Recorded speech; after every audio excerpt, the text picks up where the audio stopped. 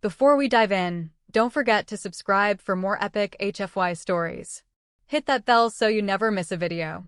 The first sign of the Kalids wasn't a ship or a weapon. It was the silence.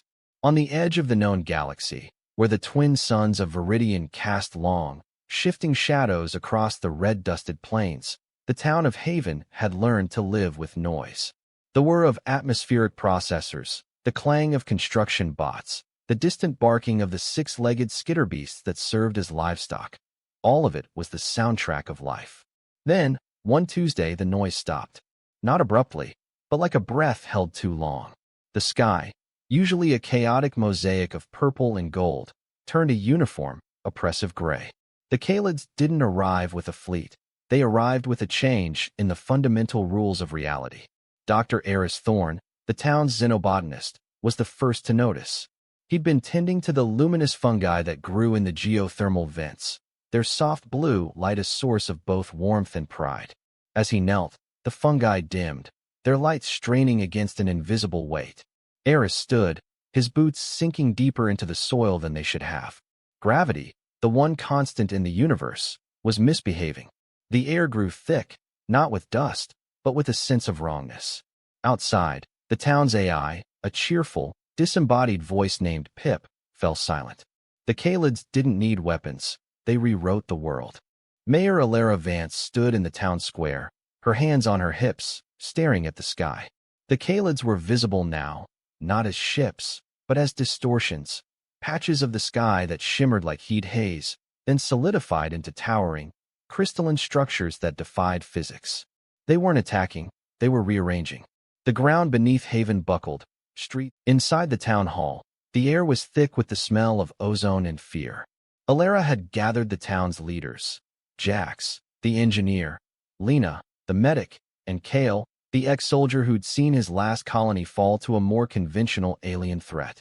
They huddled around a holographic map, now flickering and distorted. "They're not attacking," Kale growled, his knuckles white. "They're terraforming, or something like it. They don't see us. We're ants in their terrarium." Lena shook her head, her eyes wide. "They're not blind. They're just different. Their perception of direction is tied to gravity. Today, up might be sideways for them. Tomorrow, it could be inside out." Eris, still catching his breath, added, "They're not hostile. They're just doing their thing. And we're in the way." Alara slammed her fist on the table. "We can't just let them flatten Haven. We need to communicate." Jack snorted. "Communicate? How? Sign language?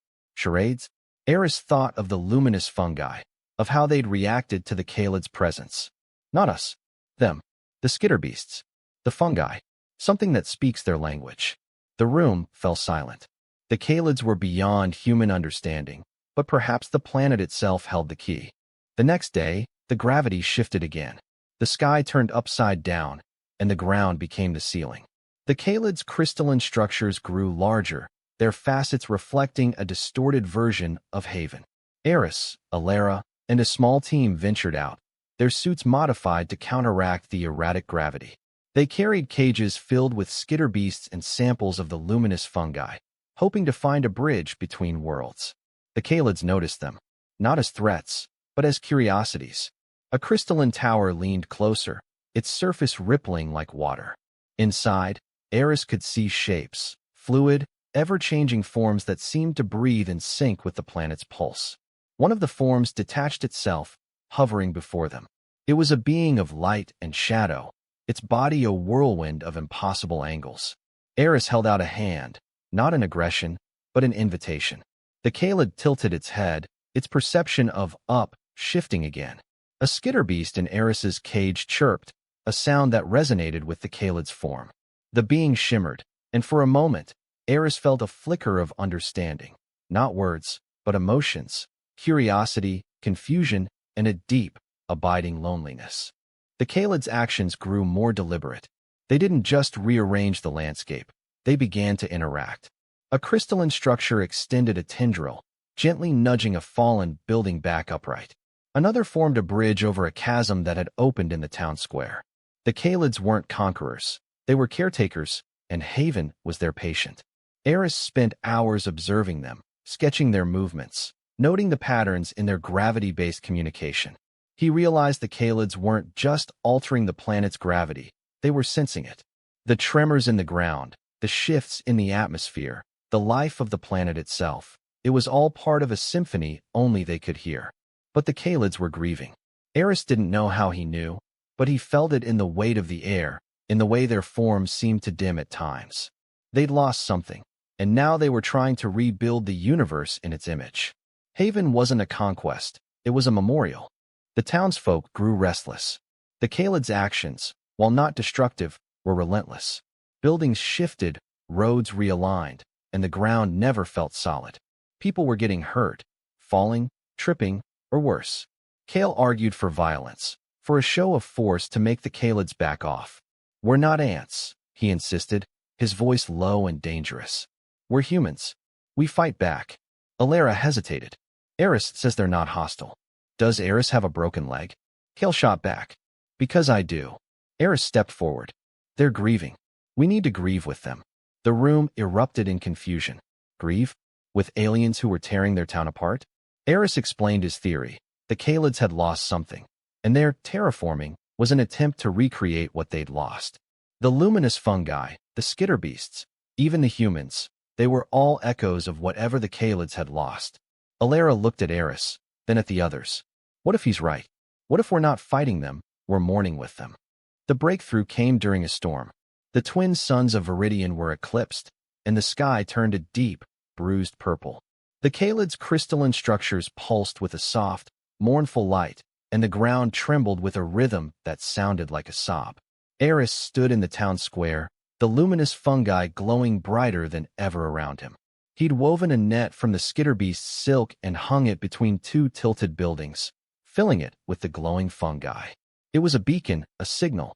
The Kalids noticed. A crystalline form drifted closer, its surface reflecting the fungi's light. Eris held out his hand, and the Kalid extended a tendril of pure energy. It touched his palm, and for a moment, Eris was overwhelmed, not with words, but with emotion. Loss, loneliness, a love so vast it had shattered the universe. The Kalids weren't invaders.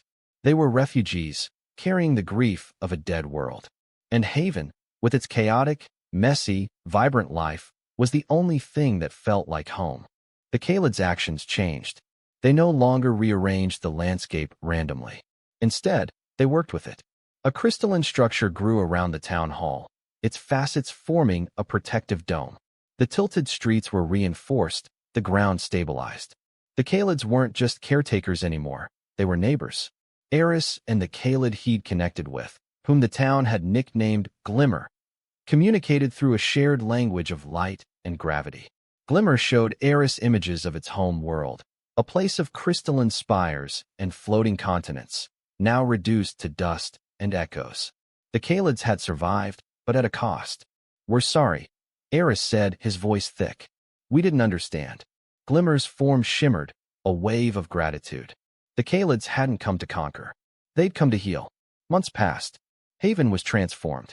The Kalids' crystalline structures grew alongside human buildings, a fusion of alien and familiar. The town was no longer just a frontier outpost. It was a bridge between worlds. Alara stood beside Eris and Glimmer, watching the twin suns set over the crystalline spires. The Kalids' grief hadn't vanished, but it had softened, mingled with the joy of new beginnings. "They're staying," Alara said, a smile on her face. Eris nodded. "They found something here. Something they thought was lost." Glimmer extended a tendril, touching Alara's shoulder. The mayor flinched, then relaxed. The Kalids weren't just allies. They were family. As the stars came out, the luminous fungi glowed, and the Kalid structures pulsed in response.